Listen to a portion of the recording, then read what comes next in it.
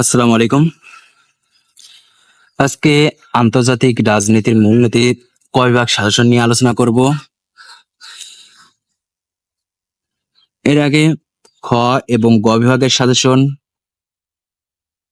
Upload করেছি, তার video link চ্যানেলের ডেসক্রিপশনে থাকবে। তোমরা প্রত্যেকটি সাবজেক্টের সাজেশন পেতে হোয়াটসঅ্যাপ নাম্বারে নক দিতে পারো। WhatsApp number 01787702036। এই নাম্বারে তোমরা নক দিলে পরে তোমাদের পিডিএফ ফাইল পাঠিয়ে দেবো। 1 নাম্বার দেখো, ইন্টারন্যাশনাল রিলেশনস গ্রন্থটির লেখক কে? CF Elgar. 2 নম্বরে আছে IBRD এর পুনরূপ কি? International bank for reconstruction and development. 3 number, SAARC প্রতিষ্ঠিত হয় কত সালে? 1985 সালে। এরপর দেখো 4 নাম্বার, বাংলাদেশের পররাষ্ট্রনীতির মূল কথা কি? সকলের সঙ্গে বন্ধুত্ব, কারোর সঙ্গে শত্রুতা নয়। 5 নাম্বার, সিনাই যুদ্ধের অবসান হয় কোন সালে? 1989 সালে। 6 নাম্বার, জাতিসংঘের নিরাপত্তা পরিষদের সদস্য সংখ্যা কত? 15টি। 7 number, extension of domestic policy is foreign policy কে বলেছেন? Otto von Bismarck. 8 নম্বর, গোপন কূটনীতি কি? যে কূটনৈতিক ব্যবস্থায় পররাষ্ট্রীয় পারস্পরিক আলাপ আলোচনা, অর্থাৎ একটা দেশের পররাষ্ট্রনীতির সাথে অন্য একটা দেশের পররাষ্ট্রনীতির যে আলাপ আলোচনা, এই বিষয়গুলো কি থাকে? বিষয় এবং ফলাফল কে গোপন রাখা হয়। অর্থাৎ দুটি দেশের মধ্যে যে পররাষ্ট্র নীতিমালা প্রণয়ন করা হচ্ছে সেই বিষয়টা গোপন রাখা হয়, আর এটাই হচ্ছে গোপন কূটনীতি। 9 নম্বর, পুঁজিবাদ সাম্রাজ্যবাদের সর্বোচ্চ স্তর উক্তিটি কার? VI লেনিনের। জাতিসংঘের বর্তমান মহাসচিব কে? Antonio Guterres, Portugal. যদি বলে যে অ্যান্টোনিও গুতেরেসের বর্তমান মহাসচিব কোন দেশের? পর্তুগাল। 11 নম্বর, নব্য উপনিবেশবাদ কি? অর্থনৈতিক, কৃষ্টিগত, সামরিক প্রভাব। অর্থনৈতিক, কৃষ্টিগত, সামরিক প্রভাব বিস্তারের মাধ্যমে অধিকতর শক্তিশালী রাষ্ট্র কর্তৃক সাবেক উপনিবেশিক এলাকার উপর পরোক্ষ নিয়ন্ত্রণ বা কর্তৃত্ব অব্যাহতভাবে চর্চা করার নীতিকেই নব্য উপনিবেশবাদ বলা হয়। যদি উদাহরণ হিসেবে বলা যায় যে পূর্ব পাকিস্তান, পশ্চিম পাকিস্তান কিন্তু অধিকতর শক্তিশালী ছিল। এই অধিকতর শক্তিশালী রাষ্ট্র কর্তৃক সাবেক উপনিবেশিক এলাকা, অর্থাৎ পূর্ব পাকিস্তান, যারা কিন্তু ব্রিটিশদের উপনিবেশিক শাসনে শোষিত হয়েছে, এই এলাকার উপর পরোক্ষভাবে অর্থাৎ আমাদেরকে দ্বারাই, এবং তারাও এখানে কি করেছে? নিয়ন্ত্রণ করত বা কর্তৃত্ব চর্চা করত। আর এই নীতি হচ্ছে নব্য উপনিবেশবাদ। সার্কের পুনরূপ কি? South Asian association for regional cooperation. তার নাম্বার, কত সালে দুই জার্মানি একত্রিতকরণ করা হয়?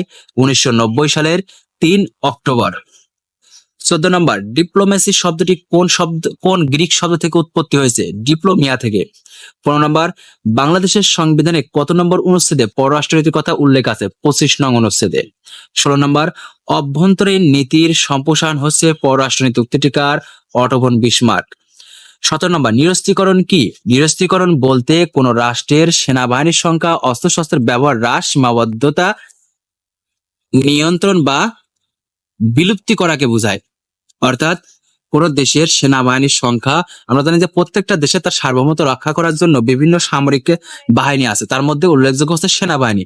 আর এই সেনাবাহিনী এবং অস্ত্রশস্ত্র কিন্তু বর্তমান যে সমস্ত শক্তিশালী রাষ্ট্র আছে তারা কিন্তু হচ্ছে এই সেনাবাহিনী অস্ত্রশস্ত্র মানে বাড়াচ্ছে, পঞ্চশক্তিতে তারা পরিণত হচ্ছে। পঞ্চশক্তি যে যুক্তরাষ্ট্র, রাশিয়া, ফ্রান্স, এইরকম যে 5টি দেশ আছে, এইরকম দেশগুলো সেনাবাহিনী অস্ত্রশস্ত্র কিন্তু বাড়ায়। কিন্তু এটা করা যাবে না। নিরস্ত্রীকরণ বলতে সেনাবাহিনীর সংখ্যা এবং অস্ত্রশস্ত্রের পরিমাণ হ্রাস করতে হবে।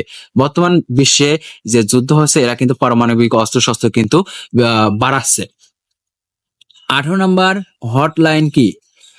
সাবেক সোভিয়েত ইউনিয়ন ও মার্কিন যুক্তরাষ্ট্রের মধ্যকার সর্বোচ্চ যোগাযোগ ব্যবস্থা।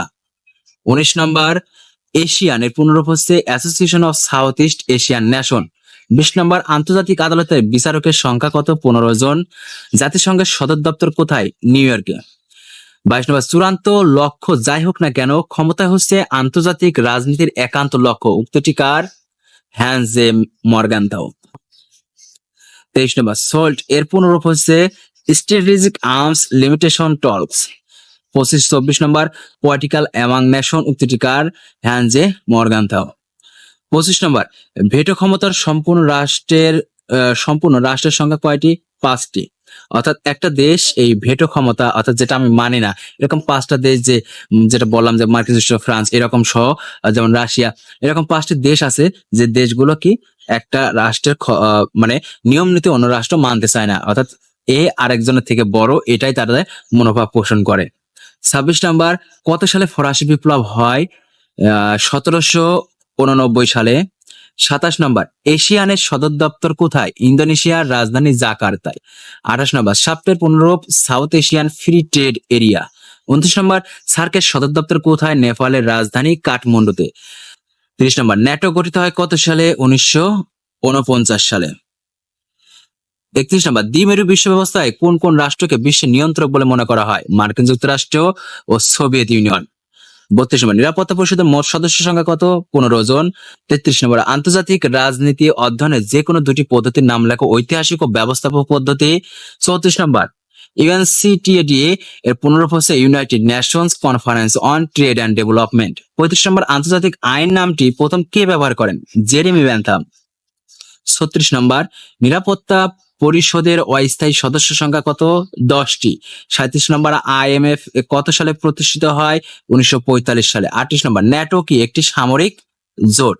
39 নম্বরে, কূটনীতিবিদদের 3টি কার্যাবলী কি কি? প্রতিনিধিত্ব করা, জাতীয় স্বার্থ রক্ষা করা, তথ্য আদান প্রদান করা।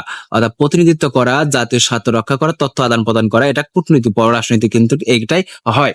তারপর 40 নম্বর, বাস্তববাদী পদ্ধতির প্রথম প্রবক্তা Niccolo Machiavelli. Introduction to the international politics গ্রন্থের লেখক কে? W D. Coplin. 42 number, national power is the final analyze of military power, কে বলেছেন? পামার এবং পার্কিন্স। 43 নম্বর, আন্তর্জাতিক রাজনীতি আন্তর্জাতিক সম্পর্কের অংশবিশেষ, কে বলেছেন? কেজি হলিস্টে। আন্তর্জাতিক রাজনীতির মূল ভিত্তি কি? আন্তর্জাতিক রাজনীতির মূল ভিত্তি হচ্ছে পারস্পরিক সহযোগিতা, শান্তিপূর্ণ সহাবস্থানে নীতি। 45 নম্বর, ইউএনসিটিএডি এর সদর দপ্তর কোথায়? জেনেভার, সুইজারল্যান্ডের জেনেভা শহরে। 47 নম্বর, ইন্টারন্যাশনাল রিলেশনস গ্রন্থের লেখক সি.এফ. এলগার। 47 নম্বর, জাতিসংঘের প্রথম মহাসচিব কে ছিলেন? টিকভেলি। আর বর্তমান মহাসচিব অ্যান্টনিও গুতেরেস। 48 নম্বর, এনডব্লিউ এর পুনরূপ হচ্ছে নিউ ওয়ার্ল্ড অর্ডার। 49, মেরুকরণ কি? এক বা একাধিক রাষ্ট্র